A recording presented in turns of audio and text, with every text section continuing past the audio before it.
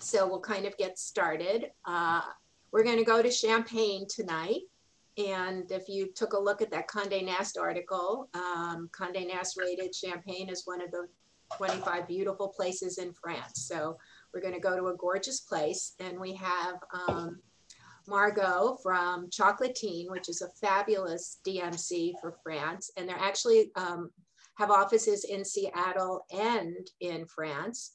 And the founder of the company started it 20 years ago doing amazing itineraries for Americans, Canadians, South Americans, everybody from all over the world, and just, you know, just the most wonderful itineraries. So we're very lucky to have Margot. She is the head person in their kind of Seattle office, and she's going to take us. I met her through Virtuoso, so they are Virtuoso DMC, and she's going to take us on a fabulous trip through Champagne. So we're going to see more in Champagne than just Champagne. So Margot, take us to Champagne.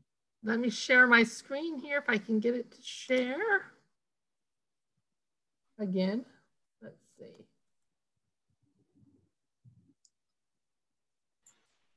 Actually, no, Sandy, before we get started with that, I don't know, has everyone opened their Champagne already? I have. Well, if you haven't, so I just want to do a little trick. I want to show you sort of the trick I was taught in terms of professionally opening a champagne. Obviously taking off the foil. 1, 2, 3, 4, 5, 6. Well, it's really 5.5. And then what I do is I don't take the I don't take that off just yet. I put it in between my 2 fingers there and hold it. Now the thing is not to pop the cork off the bottle, because the winemaker spends years putting the bubbles in the bottle. You pop off the cork and all the bubbles go on the floor. So you don't want that. What you want to do is just gently twist the bottle, not the cork, until you feel it start. And you want to listen for the nun's fart. You hear that? Yes. Just that little. See, now I turn the cork, not the bottle, but now you want to hold on to the cork and turn the bottle slowly. All right. And if you've got it rigid, it will never fly out and pop your eye out, kid. Well, I actually took it out my back porch, so it wouldn't even hit anything. Well, I think it's dark outside, or I could have sabered a bottle. So maybe another time we can all show you how to saber. So Warren, you leave the metal thing on when you're turning the bottle? Yes, because what it does is it stops the, you know, I put it so that way. See, I hold the wire, the cage, in between my fingers there. That way, even if the cork pops up, it's stuck. It can't just fly out and hit you in the eye or something. Yeah, like that. right, because it flies really quickly. It comes off intact. And I just wanted to add, you might know those Mexican wedding cookies. They're the little soft cookies full of chopped pecans. My mother called those nun's farts. So there you go. And then I like to drink my champagne out of a regular wine glass as opposed to a flute. Although flutes are very nice and elegant and fun, but I like to. Well, Riddell would be very upset with you. Riddell Schmiedel. I know, I'm teasing. Anyway, sorry. I just thought start off that way if you haven't opened your champagne. We're all good. I was going to say something right now. I forgot it. Oh, but anyway, we'll move on. Okay, Margot, back to you. Okay, I'm going to share my screen real quick. Okay.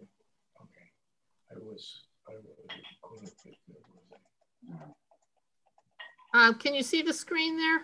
Yes. Perfect. Perfect. Where's my, okay, there we go. So as she said, we're Chocolatine.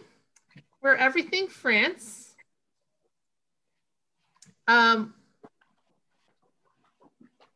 sorry. Thank you, Sandy, for your invitation, and welcome to everyone that's joining. I look forward to presenting a bit of the Champagne region to you all before handing you over to Warren for the scheduled tasting. Champagne itself, of course, needs no introduction. Its name is the name of the infamous sparkling wine produced in the region of the same name. It is naturally what brings most people to the region, but there's so much more to experience in the area, including the cathedral. There are World War I and World War II historic sites. cooking, and more. So let's explore the Champagne region. The Champagne-Ardenne is the sacred triangle of Champagne. It links Reims, Epernay, and Châlons and Champagne. This is just a map to give you an idea of where Champagne is located in reference to Paris. Excuse me. Champagne is east-northeast from Paris, and it's about a 2-hour drive. If you plan to fly into Paris, you can go directly to the region. You can take a train right from Charles de Gaulle directly to the Champagne region in about 45 minutes. Or of course, you can plan a private transfer, and the drive's about just over an hour, hour and a half. If you're already in Paris, it's also approximately a 2-hour drive, or you can take the train, which is also about 45 minutes. Most people take the train so they can enjoy more of Champagne instead of just driving. We have a fantastic team of tour guides throughout France. And of course, in the Champagne region, most of our guides have worked with us many years, some more than 10 years. We call them our dream team. They're there to do everything that they can to make your day the best day possible. Due to the closeness of the Champagne region, we can also do day tours from Paris when time is short, or maybe you only want to do a day of exploring the Champagne houses. We have specialized guides in Paris that can drive you, or guides in the region that will meet you at the train station. Our focus today, of course, is the region, so we'll go on and talk about that. One thing I do like to know is you're not alone when you're in France. Our operations team is available to you 24/7 while you're there. They all live in France. They're bilingual, of course, and at your disposal for anything you may need or any questions you may have while you're there. We make reaching out easy. You can call them, text them, or email them. Just a quick list of some of the popular Champagne houses and where they're located. Reims and Epernay are very close to each other, within about 30 minutes. So it's possible to have visits to houses in each area during the day. We typically don't do more than 2, maybe 3 houses. The visits can be a little bit longer. We also recommend that you visit a large house and a boutique house while you're there.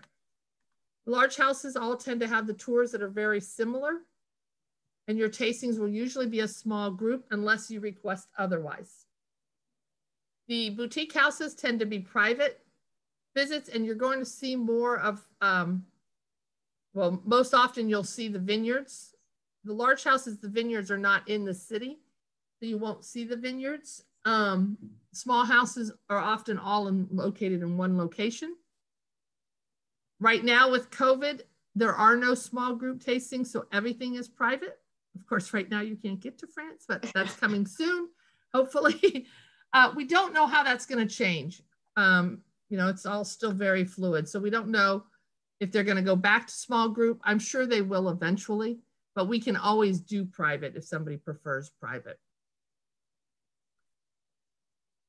We offer many different tours that revolve around Champagne tasting. Most popular is our Champagne Highlights tour. That includes the Champagne Scenic Route,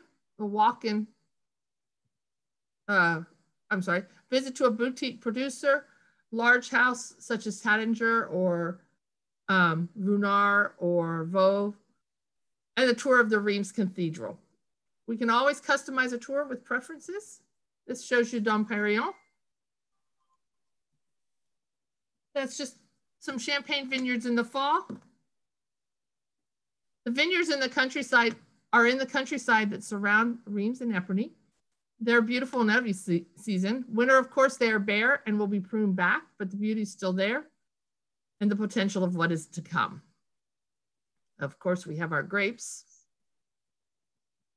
We do different types of tour for Vaux Clicquot. Again, there usually will be a small group tour for the regular tour. There are many different options for private touring. This tour, or this Champagne house, was founded in 1772. It played an important role of establishing Champagne as a favored drink. And this was the first house to be taken over by a woman. this is just the stairs to their cellar, and of course, cheese and wine tasting, or cheese and champagne tasting. Champagne for the holidays. Oh. And then just a happy new year, toasting to the new year.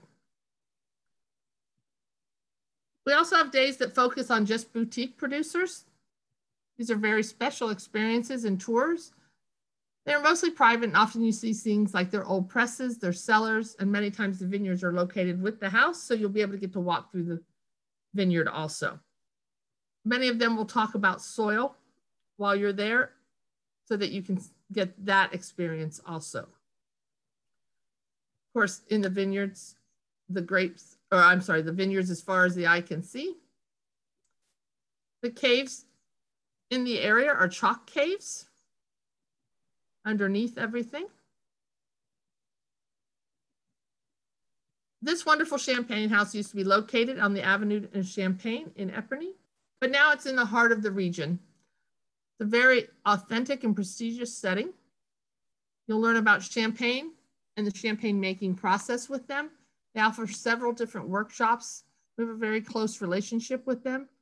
So they'll basically customize anything that we need for them, including gourmet workshops that include cheese, chocolates, or food pairing. This is their manor house. Again, the grapes.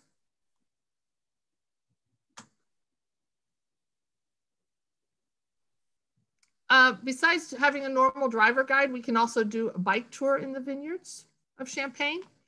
You would enjoy a guided tour on your very own electric bike. You'll effortlessly explore the hillsides covered with vines. Your guide will take you off beaten tracks where the only ones breaking the quietness is the singing birds. You will also enjoy a stop at a top range boutique producer for a private cellar tour and tasting before continuing on this countryside adventure. Like I mentioned, it's an electric bike, so you won't have any difficulties with the hills or anything like that. It is good to know how to ride a bike though. We also offer a wonderful, it doesn't like that slide. The private river cruise. Here you'll sail along the Marne River in the heart of Champagne region aboard a vintage boat from the 1920s. The river crosses the Champagne region from east to west. It flows through Épernay, the capital of Champagne, toward Paris and the Seine River. On each bank, you will admire the magnificent vineyards of the Marne Valley. It's a relaxing and picturesque cruise while savoring a glass of champagne. Obviously a fully restored boat. We can offer a regional picnic lunch aboard, pairing the local delicacies with different champagnes. And you can also do that at sunset for a relaxing end to a beautiful day.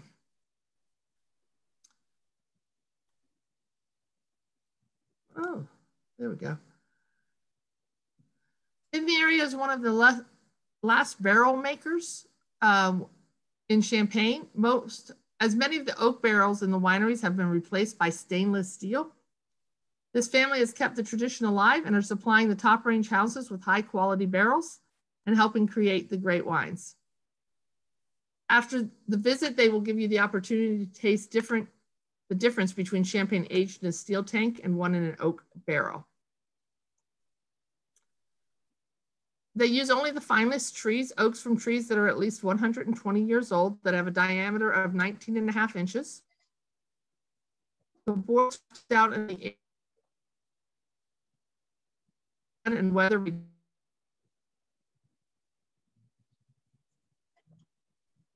They may.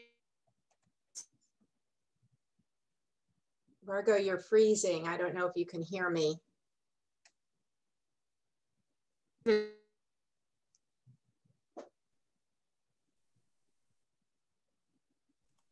Can you hear me now? Yes, good now. Okay. Let's see. So the barrels that they make are even imported here to the US into Oregon and California for Pacific Northwest wines, and then of course the California wines. We also offer a nice hot air balloon ride over the vineyards. So just like the bubbles that rise into a glass of champagne, hot air balloons ascend into the air over the Champagne vineyards at sunset. You can also choose sunrise, but that can be pretty early.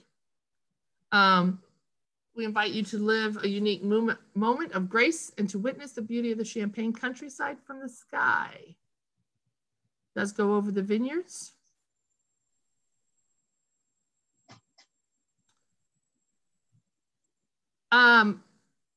We have a VIP exclusive experience with Veuve Clicquot. It's originally the home of the vineyard director. It serves today to welcome guests. It overlooks a lovely rose garden and offers breathtaking views of the Champagne region. Your ambassador will greet you as you arrive and be with you throughout the experience. You'll have a guided tour of the cellars and tours of the vineyard itself. The whole manor will be privatized for your event, and you'll enjoy a special private dinner while there. It's part of the rose gardens. Grapes that are getting ready to be pressed. And again, the cellars. We can also arrange a VIP experience at Ruinart. Again, this house is unlike any other. It was first established house in 1729 and is inspired by the intuition of a monk well ahead of his time. They will give you a tour of their chalk quarries, which have been classified as a historic monument in 1931. This is just a picture of their stairway down to their cellar. And again, we can arrange a private dinner and tasting while you're there. Now, to go away from a little bit of the champagne and something that's outside of the wine, I do want to let you know, though, if somebody isn't a champagne drinker, I would highly recommend at least one of the tours to the houses. It's a very, it's quite the learning experience, I guess you could say, and very informative and interesting to know. And you are not required to drink any champagne at the end at all. So, Reims Cathedral, or Notre Dame Cathedral of Reims, is a Gothic art masterpiece where the kings of France were crowned. It was one of the first monuments registered as a World Heritage Site. A cathedral has stood on that site since 1401, but the present building was begun in the year 1211. Reims has been a backdrop of the coronations from medieval times until 1825 when Charles X was crowned. In 1429, Charles VII was crowned and it was attended by Joan of Arc. So that's just another picture of Reims Cathedral. It's quite intricate on the outside and of course beautiful on the inside. I will mention that it is cool on the inside, naturally. So also in this area is it was severely affected by the First World War. In the city, the people escaped the shells by hiding in the champagne cellars. In the countryside, some of the toughest battles were fought along the Marne River. Some of the notable sites include Belleau Wood, Battle of the Somme, and Verdun has many different sites there. So to bring up, this is one of the that's one of the American cemeteries. So Battle of the Somme, for example, was fought by the French and British against the German Empire. Took place between July 1st and November 18th. It was one of the bloodiest battles in history, and more than 1 million men were wounded or killed. This is the battle where the tanks were introduced, and for the first time, and the early tanks proved unreliable with mechanical issues and other failures. The poppies also grow in these battlefields, much like they do in Flanders Field. Strangely, weren't planted there. They came after the battles. There we go.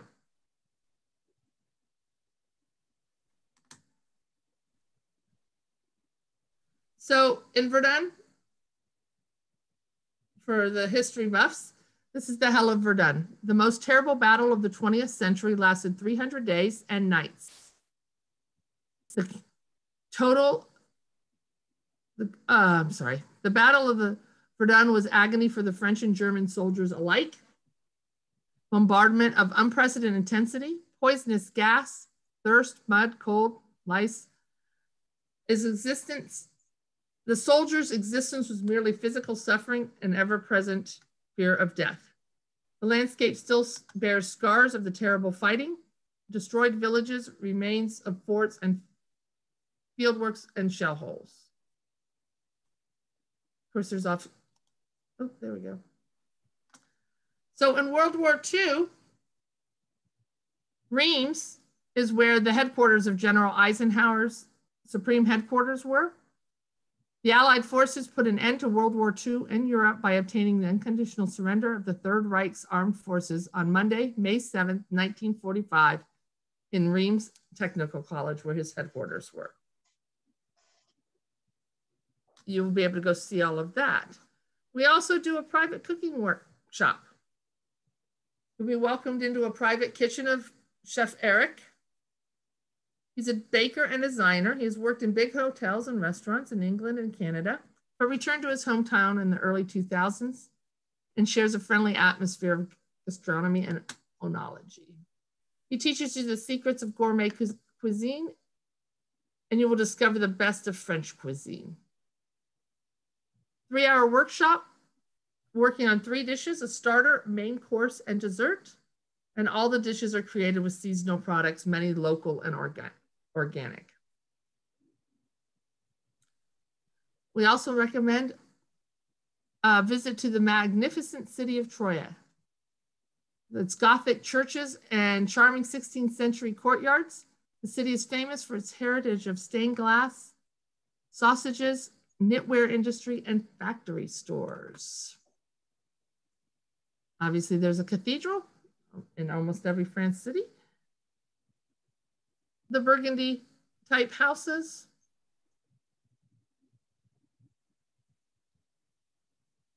That's a very beautiful area also.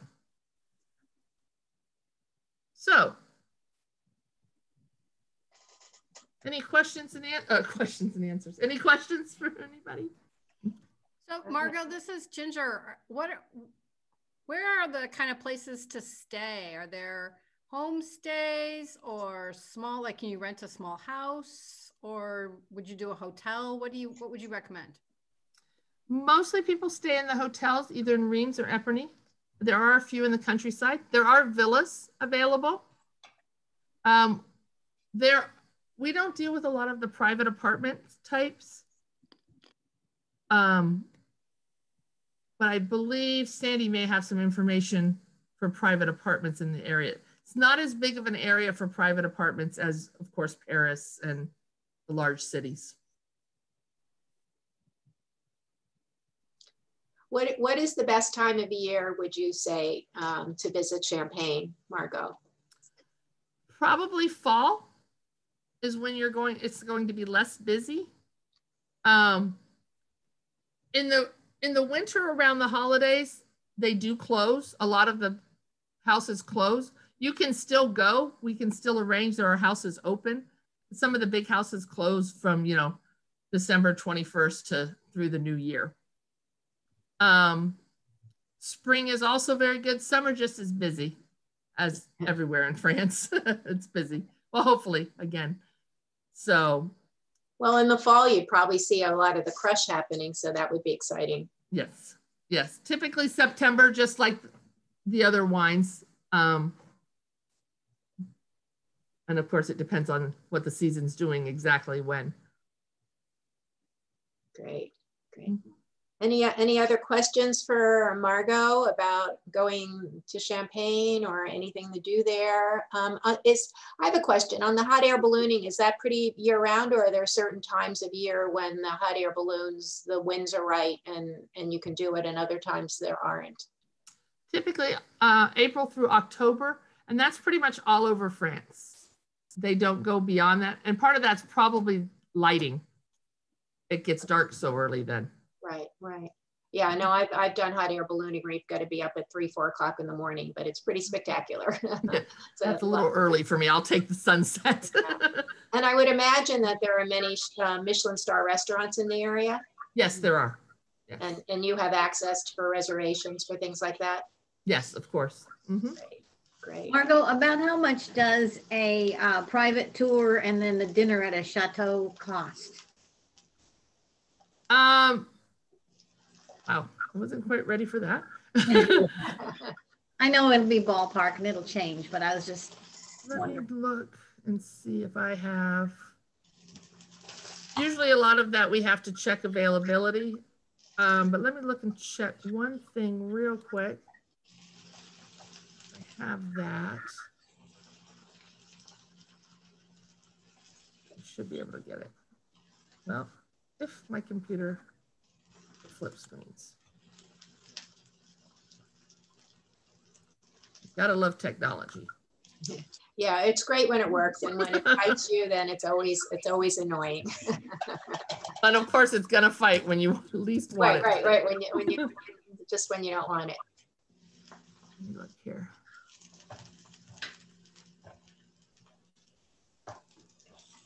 Well, you know, No, I'm sorry.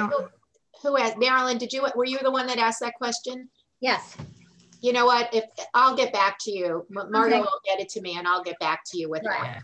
And Thank you. I'll let everybody else know too, just because other people may be interested in that as well.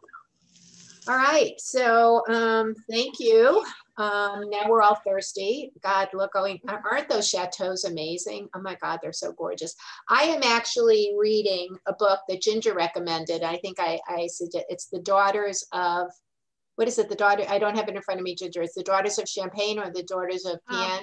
Penn. P-E-N-E. Yeah, so that's the name of their champagne house. Yeah, I mean, it's this wonderful story book that Ginger recommended, and I thought I'd get further through it, but it's really wonderful. And it's the father dies, they leave a rundown champagne house, and unbeknownst to the daughter, she knows of one sister, there's now a third, and you can imagine what's going to happen. So anyway, if you're interested in, now that we're all kind of inside and not a lot to do, you can get it on Amazon and read about Champagne. So anyway, Margot, thank you so much. If you could stop sharing your screen, that would be great. And we'll move on to, well, my glasses have gone already. So Warren, so just let me give you, I mean, most of you know Warren because we've been around for so much, but I think we still have a couple of new people today. So I'll make a quick little brief introduction to Warren Egnell, who is the owner of Duvan, which is an amazing boutique wine purveying company. And Warren took his passion for wine and turned it into a business.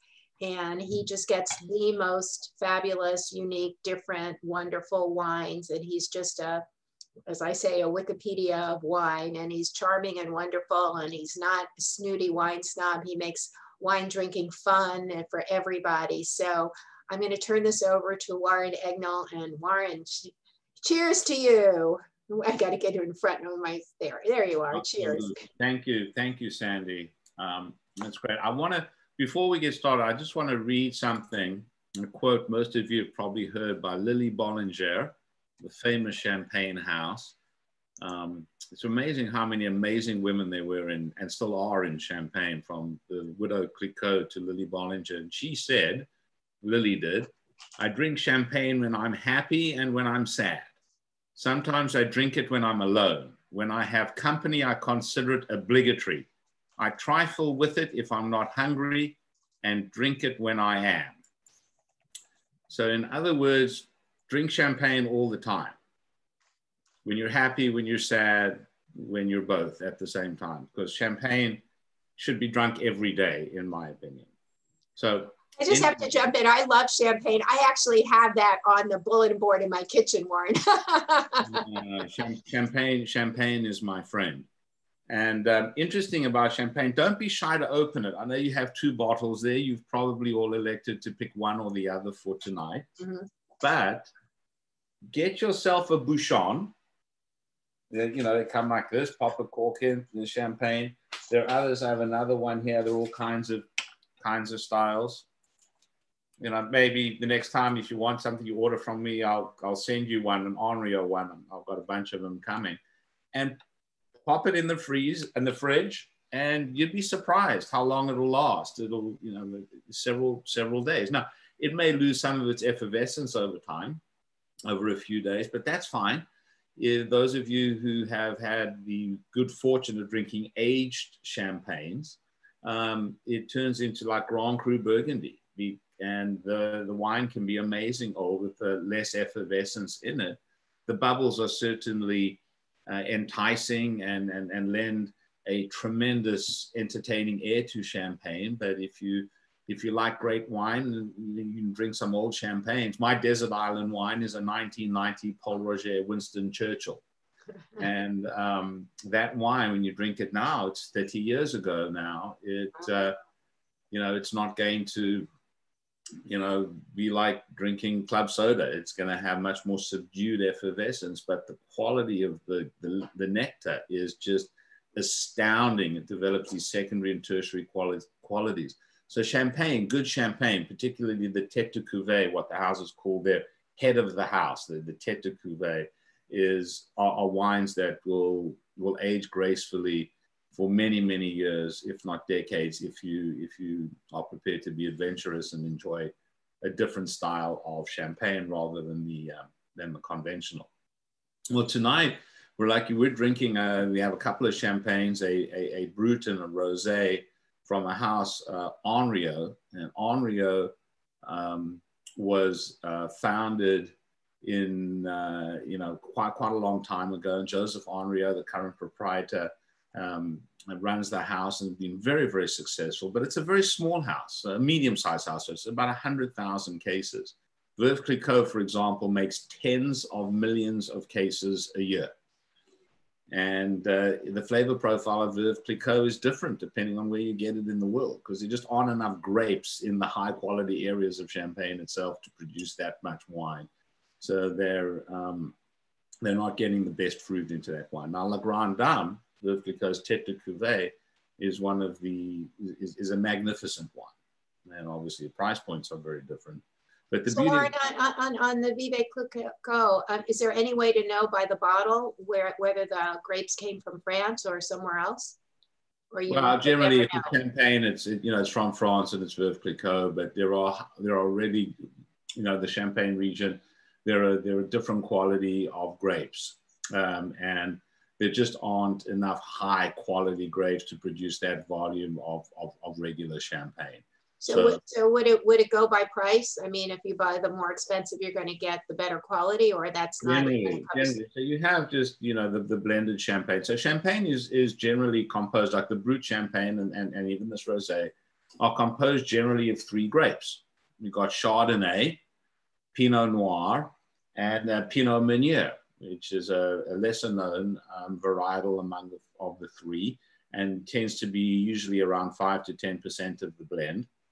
And there are a few houses, like one of my favorites, Le Clerc Briand, makes 100% Blanc de Meunier, which is a red grape. So Blanc de Meunier, like a Blanc de Noir, which is what I'm drinking, is the Henriot Blanc, the Rosé. Tonight, the Blanc de Meunier is from a red grape, but a white wine, because they don't leave it on the skins for too long. And you can get the other champagnes you get are Blanc de Noir, which is a white wine made from red grapes, basically mostly Pinot Noir in that case. And then you get Blanc de Blanc, which is generally 100% Chardonnay. Well, it has to be 100% Chardonnay, so it's white from white. Or as Barbara Walters said when she was with Nixon in China and they were drinking Schaumburg Blanc de Blanc, she said, blanc de blanc. Blanc de blanc. So that's really the categories of Champagne. You've got the Brut, which tends to be about and this particular brut, the Henriot, let's see what the blend was on that one, because I can't remember exactly. 40% Chardonnay, 50% Pinot Noir, and 10% Pinot Meunier. And those are generally, and 70% of that blend is Grand Cru and Premier Cru fruit, which is unusual in a regular brut. It's usually just the Village level and a little bit of Premier Cru in the wine. And the Rosé blend is 50% Chardonnay, 45% Pinot Noir, and 5% Pinot Meunier. So a little bit less of the Pinot Meunier and a bit more of the Pinot Noir, giving it a little bit more of that, the fruitiness and red fruit on the rosé. Yes. What's the different? How does, I know what a Pinot Noir tastes like. I have no idea what a Pinot Noir, whatever, Meunier tastes like. Pinot Meunier. What's the difference? Like, why only such small percentages?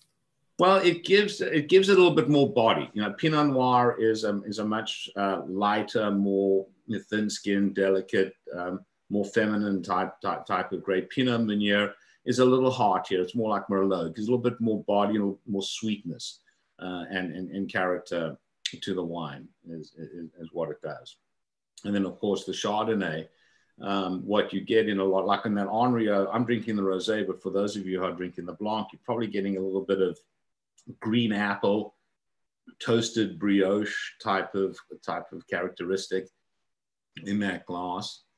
And I mean, champagne is so versatile. One of the best things to do to eat with champagne, popcorn.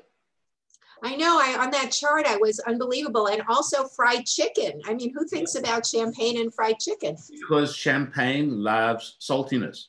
Ah. You know, the acid and the quality of that food. So truffle popcorn is the best.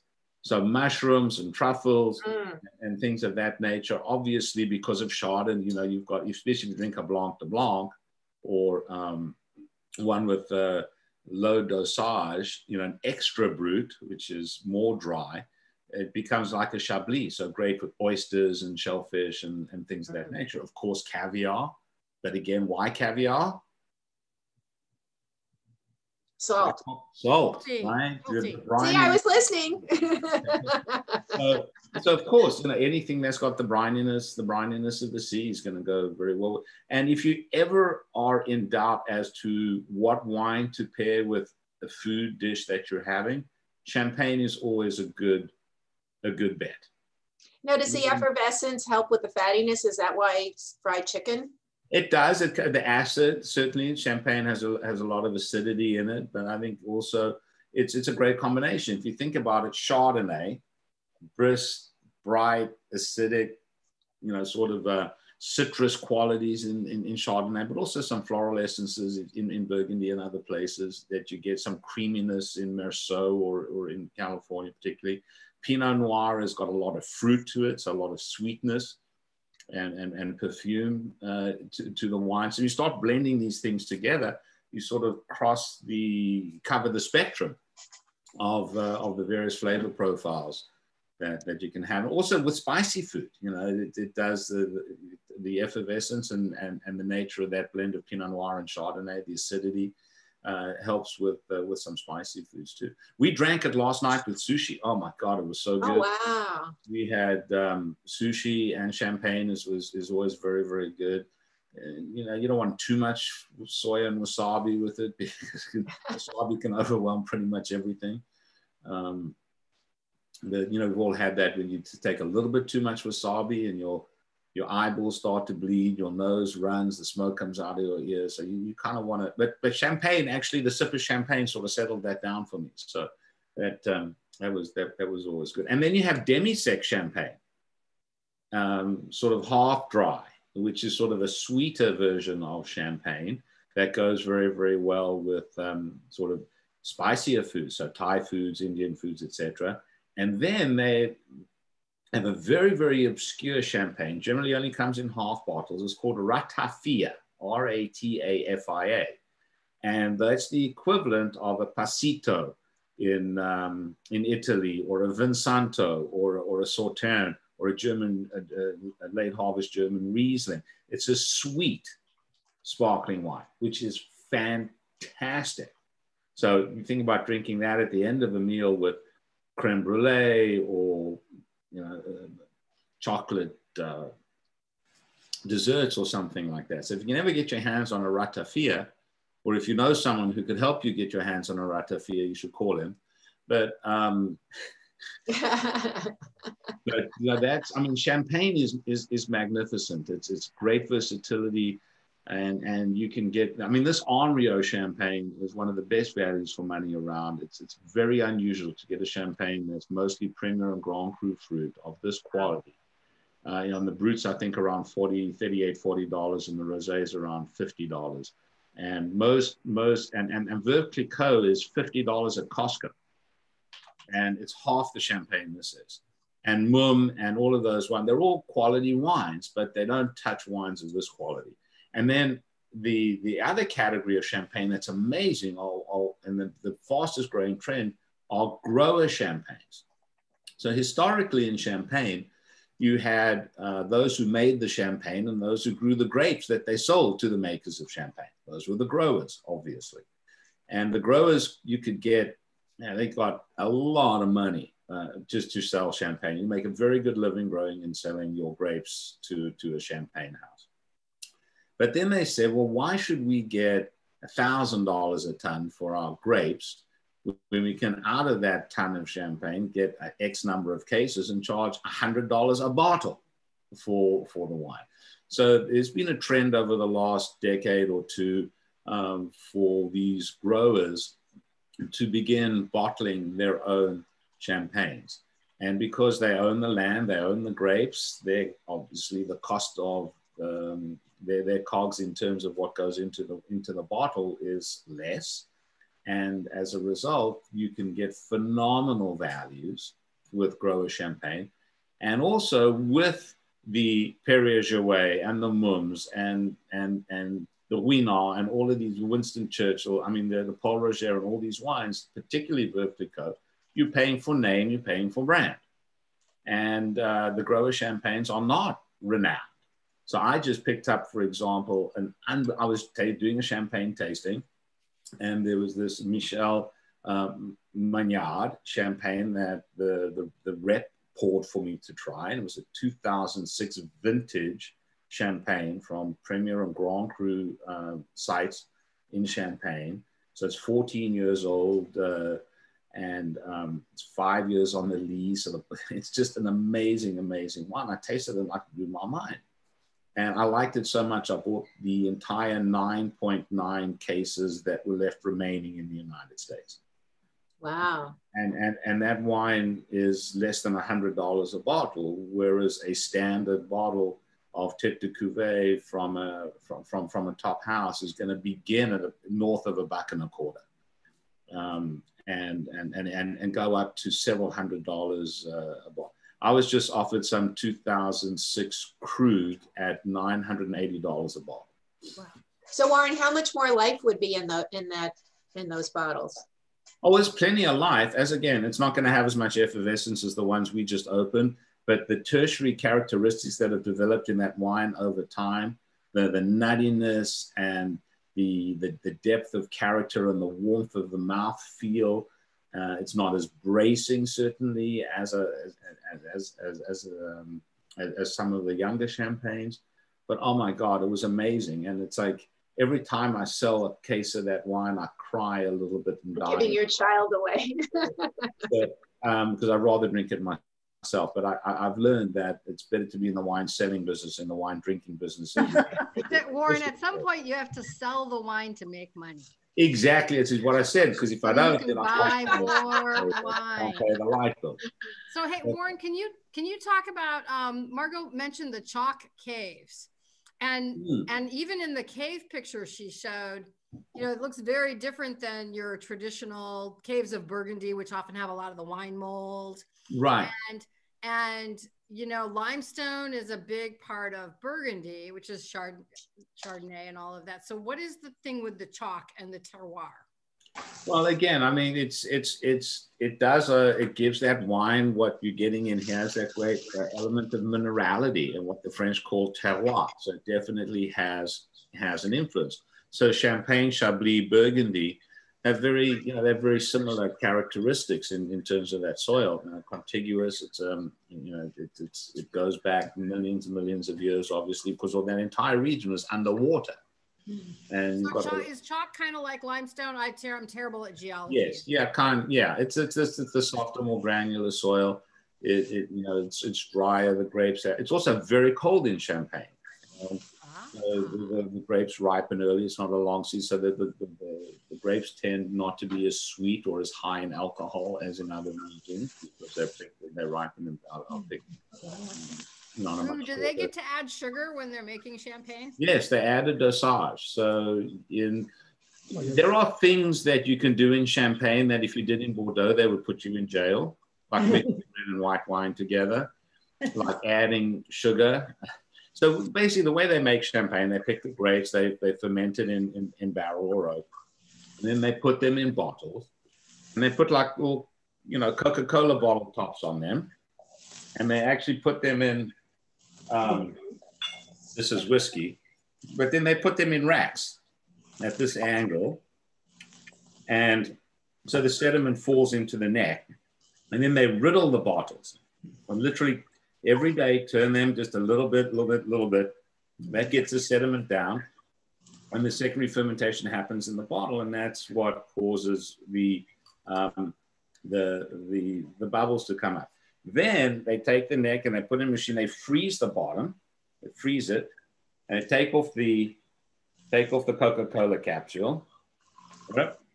Put some sugar in it, stick the cork in, and then it goes and then put the label on and everything over a certain amount of time. They can have it. It can age for longer. But when it's just sitting on the lees in the bottle like that, being riddled, some of the best champagnes will be on the lees for 5, 10, 15 years.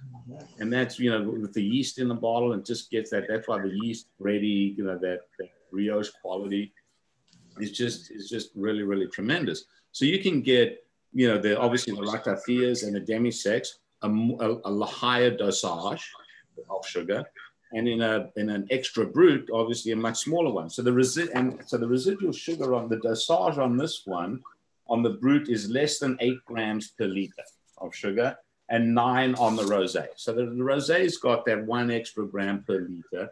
Doesn't seem like a lot, but you can probably tell if you have both bottles that the brut is not quite as fruit forward or as sweet, for want of a layperson's term, as the brut is. I happen to love rosé champagne. I mean, who doesn't like to drink pink bubbles? My goodness. Yeah. So somebody once told me that the smaller the bubbles, the better the champagne, and the longer it had been aged. Is that right? Yeah, generally speaking, it's because it's been given more time for it to develop, as opposed to, you know, the higher quantity of and then there's also pressure. So some champagnes are bottled with a higher, about 5 or 6 atmospheres. But Besserac, one of my favorites, their pressure is at 3 atmospheres, and which makes just for a softer, more subtle, and sort of like a more aged champagne. The pressure in the champagne over time will dissipate, and it just depends what you like. So my suggestion is experiment. Buy 100 bottles of champagne. From Warren. Because life, if any, especially now, what else are we going to do now? We're like lockdown again. You cannot take it with you. You might as well just drink it. I can't take it with you. You might as well drink it, right, Ginger? Drink up. Next year, they'll Hey, Warren? I have a question. You had mentioned that the Tête de Cuvée, would those be labeled as such? No, they're not necessarily labeled Tête de Cuvée. The way you can tell a Tête de Cuvée is it costs $150, not $50, as a general rule. But but they'll have special names. So generally they name, so Veuve Clicquot, the yellow label is the typical one. Then they have their Tête de Cuvée, La Grande Dame, which you may have noticed has a more elegant label and says La Grande Dame, the great lady. And Perrier-Jouet makes a wonderful champagne, and they have a Tête de Cuvée called Fleur de Champagne. You may have seen it. It's in that bottle with the Erte. Right. Oh yeah, yeah. Right.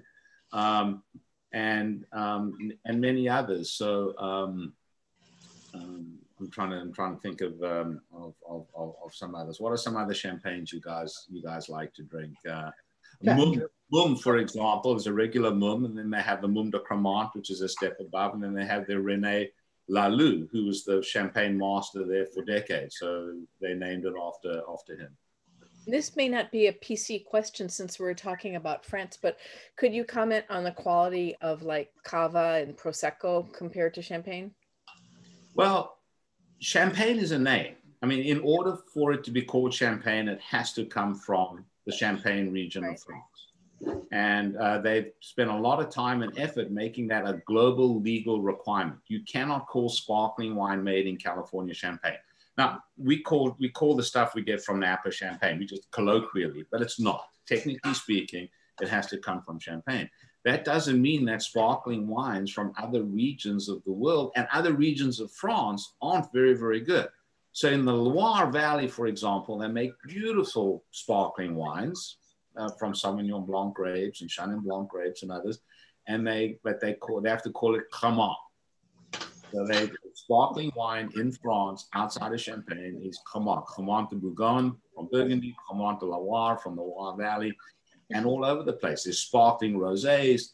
They're just beautiful, beautiful sparkling wines from all over the place. Now, Prosecco is a little different in that it's made differently. So Prosecco is not method champagne, what we call method champenoise, méthode champenoise. Well, in Cape Town, in South Africa, in the Cape, they call it Cap Classique. Franciacorta, they call it méthode traditionnelle in Italian. And in Franciacorta, in Lombardy, up sort of there by Lake Garda and Como in that area, they make some of the best sparkling wines in the world that for the money are better than many champagnes. And I've done blind taste tests of wines that just blow people away. The blend there is Pinot Noir and Chardonnay with a little bit of Pinot Bianco instead of Pinot Meunier. And those wines will rival some of the best wines of Champagne. Cava as well. Now, Prosecco is sort of, is like club soda. You know, it's not method champenoise or on the yeast. They're actually putting gas into the wine in order to create bubbles. But there are some very good Proseccos. You know, there's Prosecco that you put into your mimosa. Champagne is not for mimosas because it ruins the champagne and spoils the orange juice. Because you just I agree. There's no point putting good wine into that. But Prosecco can do that. But the Valba d'Audenay Proseccos from like Bisol and some of these others are very, very, very high quality, single vineyard fruit made in a very artisanal way. Very, very different from like with La Marca stuff on the Safeway supermarket shelf for $11, which are good for Aperol spritzers, by the way. They're very well in an Aperol spritz.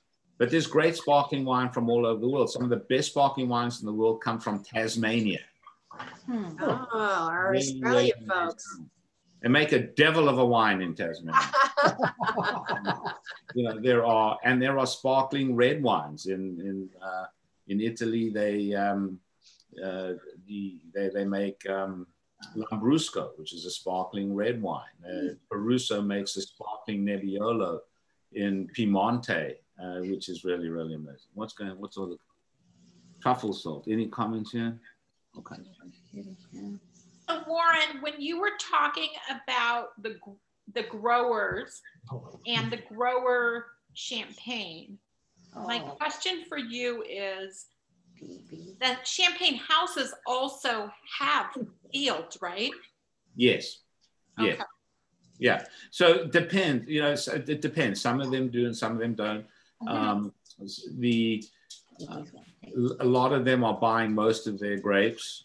You know, Veuve Clicquot, for example, these high production, Mumm, etc. They're buying most of their grapes from growers and from other regions because they just don't own enough land themselves to produce that volume of wine.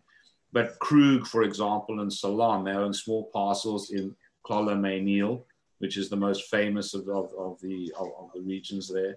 So it's a little walled vineyard, and their wines, sell for $500,000, $600,000, $700,000 or more a bottle from this tiny little area. But there's a grower in Le Mesnil, not necessarily in Clolomane, but in Le Mesnil, that sells Grand Cru quality, or 100% Grand Cru vineyard, but his wines are $75, not $750. So you just got to know which ones to. And if you like $750 wines, please buy some and invite me over, and I'll happily help you solve them. Because I get the stuff wholesale, and I can't afford to spend that much money on a bottle. So are a lot of the chateaus using mechanical riddling, or are they still doing manual? A lot of. And does it really make a difference? It doesn't really make a difference. It's just that, I mean, if you are in California and you haven't been to Schramsberg up in the Napa Valley, it's the best tour in the valley, and you'll see the caves. And it's actually, speaking of the caves, I digress. The first question is the caves and the sandstone and lamp. There's a great book called War in Champagne that you should read if you can get your hands on. This. Great, because what they did with those caves is, when the Germans came into town, they didn't want them to take all their champagne to Berchtesgaden for those guys to drink. So they put walls up, and the caves would go for miles underground there. So they just put false walls up, and they put a few bottles in the front of the wall, and the Germans took those. And then after the war, they knocked the walls down, and they took out all their old champagne again. Well, Sandy, when you get to the end of the book, you will discover there is a fake wall. All right. So, spoiler alert, Ginger. You won't know what it means, though. But riddling, yes. I mean, there's not so much hand riddling done. Maybe some of the smaller houses, but they have cages and right. But then there's this great champagne house, my favorite, Leclerc-Briand, goes back to the late 1800s. The winemaker there's a complete nutcase. Amazing guy, makes the most brilliant champagnes. But his uncle gave him like a little shell of tanzanite from Tanzania, the gem, and he'll pour like 6 ounces of spring water into it, and pour it into a 100 hectoliter tank, and he swears it changes the complexity of the wine, which is insanity, of course, because how can it? And then he's got like this little thing, it's like a little piece of lead, and he connects this huge 100 hectoliter tank with a piece of lead on the outside of the tank to the ground. And he says that connection to the earth changes the complexity of the champagne. And the guy who wrote the book on champagne, I forget his name, he says, I don't know what the hell this guy's talking about half the time. He seems completely crazy with all of these techniques, but I'm not going to argue with him because he makes the best champagne in Epernay. And what he's done, he makes a wine called Abyss, Abyss, and he takes these cages of bottled champagne and he puts them in the bottom of the ocean. And the motion of the ocean waves riddles the bottle.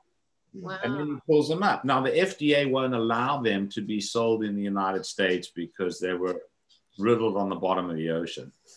Like, I don't know, it's like some lobster got inside the bottle or something through the glass by magic. David Copperfield, God knows. But a shark might jump out at you. Yeah, it's totally ridiculous. It's like, because it was riddled in the ocean. Warren, I think that book is called Wine and War: The French, the Nazis, and the Battle for France's Greatest Treasure. That's the one. Wow, good, Judy. And so that's the one. It talks about the different regions, and the Champagne is interesting, but how they did the walls, and then they strung spider webs and all kinds of things to make it look like it was a very old wall. But fascinating book. Yeah, that's great, Marilyn. Thanks. Wine and War. Thank you. So, and then there are also there's plenty of great books on champagne. I mean, the biography of Veuve Clicquot, Madame Clicquot, that came out a couple of years ago is absolutely fantastic. I mean, if you think about it, we're talking hundreds of years ago. Here's a woman who was widowed, I mean, women weren't educated in those days. It was feudal in Europe. It was a patriarchal society, yet she took over from her husband as a young widow in her 20s. She took over this winery and basically built champagne, sold it to the czars, introduced it in America and stuff like that. And it's just pretty extraordinary what she and Bollinger and some of these other women were able to do at a time when women, frankly, weren't even allowed to go to school in many cases. And it's an extraordinary story and a tremendous, tremendous woman. Wow, this has been amazing. I mean, it's just been great to see all the beautiful pictures of the destination. Margot, thank you so much. And Warren, this has just been so much fun talking about Champagne from so many different places. I mean, actually, Champagne's one of my most loves. So I want to be mindful of the time. So we're just a little bit past the hour. So next week, we are going to the Christmas markets on the Rhine, which will be fun. And then we'll have Margot back for Burgundy on the 21st. So if you want to order your holiday wines, I suggest that you do this now. Make sure you have your champagne for New Year's and everything else. So Warren will be happy to take care of all that for you. And it's just so great to see. I think we need to have a kitty wine tasting. I've loved seeing all these little kitties tonight. This is great. I guess they're champagne lovers. So we haven't seen so many of them before.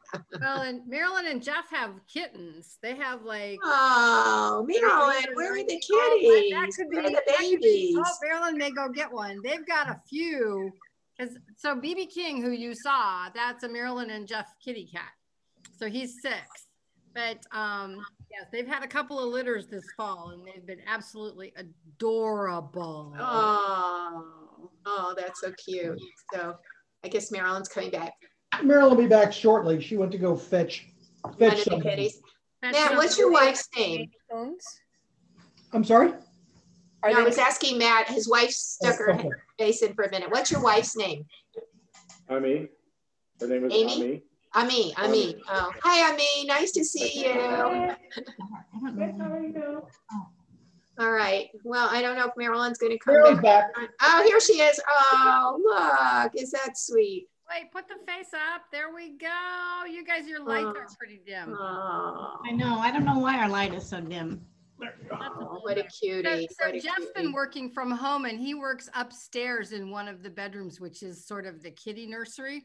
So Jeff tries to do all of his rocket engineering science stuff with kittens climbing up and down his leg and on his and I'm sure that the next time that a rocket engine like goes sideways because it wasn't got kitty hair on it.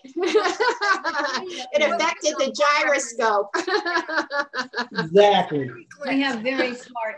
Very cute. All right, everybody. It's been great to see you. I missed all you guys. I'm glad everybody had a happy Thanksgiving. We'll see you next week in Germany.